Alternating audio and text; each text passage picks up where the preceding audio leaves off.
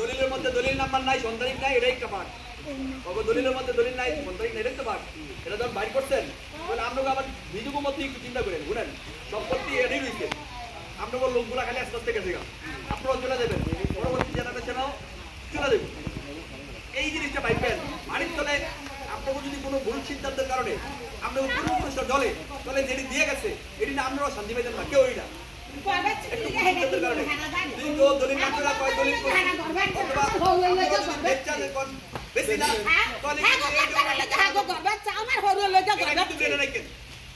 এটা মস্তিষ্কে রেখে হয়তো আজকে দেখবেন যে আমি 900 পাবো, আমি 9 লাখ টাকা পাইছি, 9 লাখ টাকা 9 সেকেন্ড লাগতো না যাইতে, 9 সেকেন্ড লাগতো না। আল্লাহ বিচারা এত ডেঞ্জারাস, মানে 9 সেকেন্ডও পাচ্ছেন না আপনি 9 লাখ, 9 কোটি যাই গেছে।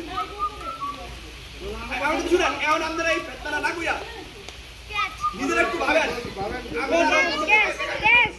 নিজেরা 10 মিনিট ভাবেন, সহজে এরা ট্রাই করবো। তবে যেই কথাটা কইছে, এই যে আমি নেই একটা উদাহরণ দিচ্ছে যে আমার জায়গা দিত না, কইছে দলিল না পাইলে পরে আমি দলিল তল্লাশি দিয়ে বাইর করে আইনা এরা না নীতি মেলা দিচ্ছি, দেখ আমি আনছি নি।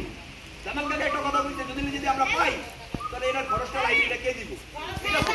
তাহলে আমরা জামাল কাকার প্রস্তাব, ঠিক আছে, এটা তো ডাইরেক্ট আপনি নির্দেশ করে নাই যে আমি একটা প্রস্তাব দিলাম, আমার যদি পাই তাহলে আমার খরচটা কে দিব। এগুলো হচ্ছে গিয়া অন্য প্রয়োজন। আপনাদের এখন যখন এই ইস্যুটা দাঁড়াইছে, জামাল কাকার উদ্দেশ্য যদি ইস্যুটা দাঁড়াইছে, এটা আপনারা পুরো লাগবে, ঠিক আছে? আজকে নাইলে কোনো কারণে আপনারা মোটামুটি একটা সামা দিলেন, আবার যদি এই দলিলের কোনোদিন খাড়া করান, যেমন এইতে মরে গেল, ওইও মেরে গেল, এর পোলাই কেমন, এটা তো দলিল নাম্বার নাই, এটা একটা প্যারা শুরু হয়ে যাবে,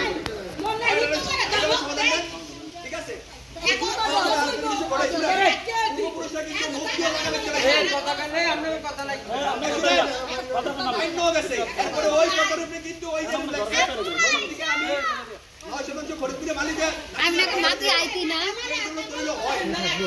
বিশ্বাস করতে